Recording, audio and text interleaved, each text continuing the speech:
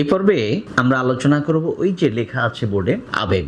আবেগটা পাঠ্য বইয়ে ঠিক যেভাবে সাজানো আছে ওইভাবে মুখস্থ করা কি খুব সহজ? আমার মনে হয় না। তাহলে দেখো আমরা কিভাবে সাজিয়েছি, আমরা এগুলো বর্ণক্রমে সাজিয়েছি। এখানে 8 প্রকার আবেগ আছে, কিন্তু আমাদের সাজানোটা অ দিয়ে আমরা শুরু করেছি।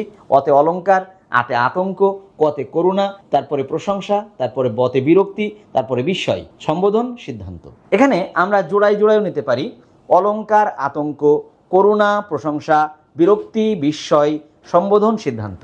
আমরা যদি দুটো দুটো করে মুখস্থ করি তাহলে কিন্তু মুখস্থ করা আমাদের জন্য সহজ হয়ে যাবে। কারণ এই অপশনগুলো, এই যে এক একটা নাম, এই নাম কিন্তু সহজে মুখস্থ হতে চায় না। তাহলে আমি আবার একটু জোড়া জোড়া বলে দিচ্ছি। অলংকার, আতঙ্ক, করুণা, প্রশংসা, বিরক্তি, বিস্ময়, সম্বোধন, সিদ্ধান্ত। তো এখানে কিন্তু বিরক্তি, বিস্ময় দুটোই বি দিয়ে আছে, আবার সম্বোধন, সিদ্ধান্ত দুটোই কিন্তু স দিয়ে আছে। আবার অলংকার, আতঙ্ক এটা কিন্তু পাশাপাশি বর্ণ, অ আ। তাহলে থাকলো আমার করুণা, প্রশংসা। এই দুটো একটু মনে রাখলেই চলে। করুণা, প্রশংসা মাঝখানে মনে রাখলে কিন্তু আমার এই মুখস্থ করাটা সহজ হয়ে যায়। আমি আবার এটা আলোচনা করি।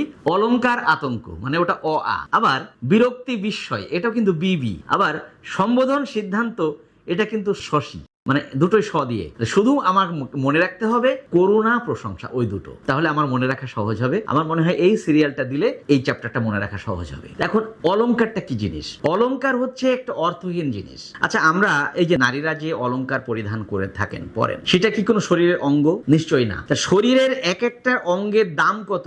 অমূল্য, মানে যেটা মূল্য দিয়ে পারা যাবে না। কিন্তু অলংকারের কিন্তু মূল্য দিয়ে পারা যাবে। অর্থাৎ অলংকারটা হচ্ছে অর্থহীন। একটা বাক্য আমরা দিব যে কত যে আধার পর্দা পাড়ায়ে, ভোর হলো জানি না তা, নারঙ্গী বনে কাঁপছে সবুজ পাতা। আমি আবার বলছি, কত যে আধার পর্দা পাড়ায়ে, ভোর হলো জানি না তা, নারঙ্গী বনে কাঁপছে সবুজ পাতা। এখন এই যে আমরা ব্যবহার করলাম, এই যেটা যদি আমরা না দিই তাহলে কি বাক্য হবে না? হবে।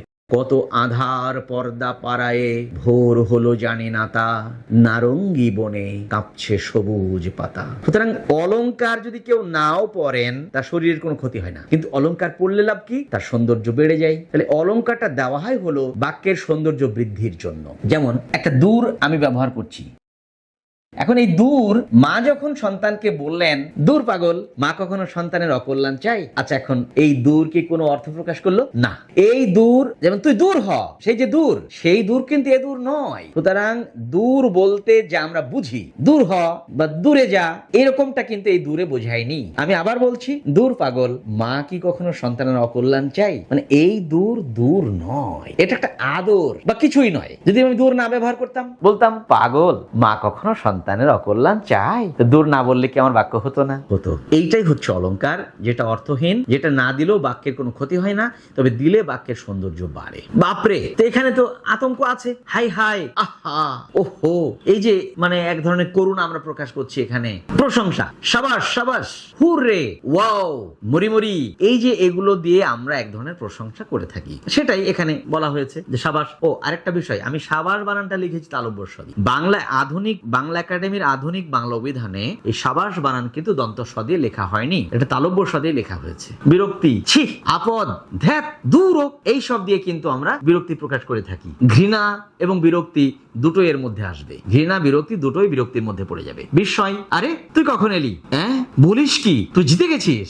এই যে আরে, এগুলো দিয়ে আমরা এক মানে বিস্ময় প্রকাশ করে থাকি। আর বিস্ময়ের সঙ্গে বিস্ময় চিহ্ন দিতে হবে। অবশ্য বিস্ময় চিহ্নটা বাক্যের শেষে বসে। ইদানিং মাঝখানেও বসছে, তবে বাক্যের শেষে বসাটাই হলো বিস্ময়ের মূল যে ফর্মুলা। সম্বোধন, ওগো, কমা দিতে হবে। সম্বোধনের পরে কিন্তু কমা দিতে হবে। ওগো, আজ তোরা যাস নে ঘরের বাহিরে। ওরে, তোরা কে আছিস? বেরিয়ে আয়। এই যে ওরে, ওলো, আলালের ঘরের দোলাল উপন্যাসে বলা হচ্ছে, ওলো, তোরা কি রেঁধেছিস? বলছে আমরা বেগুন ছেচকি করেছি। ওলো, ও পাড়ার গৃহস্থরা মাছ নিবিল। ও, এই ও দিয়েও কিন্তু একটা সম্বোধন করা হয়েছে, ওখানে কিন্তু একটা কমা দিতে হবে। ও পাড়ার গৃহস্থরা, গৃহস্থরার পরে কমা দিতে হবে। মাছ নিবিল, নতুন বিলের মাছ এনেছি টাটকা খয়রা। তাহলে যে ওগো, ওরে, ওহে, সপ্তগ্রাম, ওহে বাপু, সপ্তগ্রাম কত দূরে বলতে পারো? এখন সম্বোধন কোনটা? ওহে বাপু। আমি শুধু ওহে দিয়েও বলতে পারি, আবার ওহে বাপু, সপ্তগ্রাম কত দূরে বলতে পারো? আজ্ঞে, সে তো 7 ক্রোশ হবে, আপনি আজ সেখানে যাবেন না। আমি এটা কবিগুরু রবীন্দ্রনাথ ঠাকুরের একটা লেখা থেকে বললাম। তাহলে ওই যে নীল নবঘনে আষাঢ় গগনে তিল ঠাঁই আর নাহিরে, ওগো আজ তোরা যাসনে ঘরের বাহিরে। ওগো, ওরে, হ্যালো, এই যে, এই সবই হচ্ছে সম্বোধন।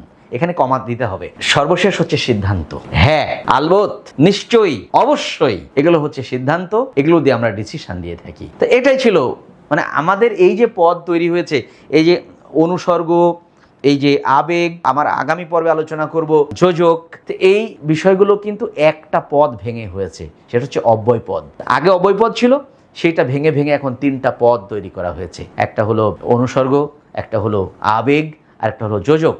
তা আমাদের আগামী পর্বের আলোচনা থাকবে যোজক। আজ এ পর্যন্তই।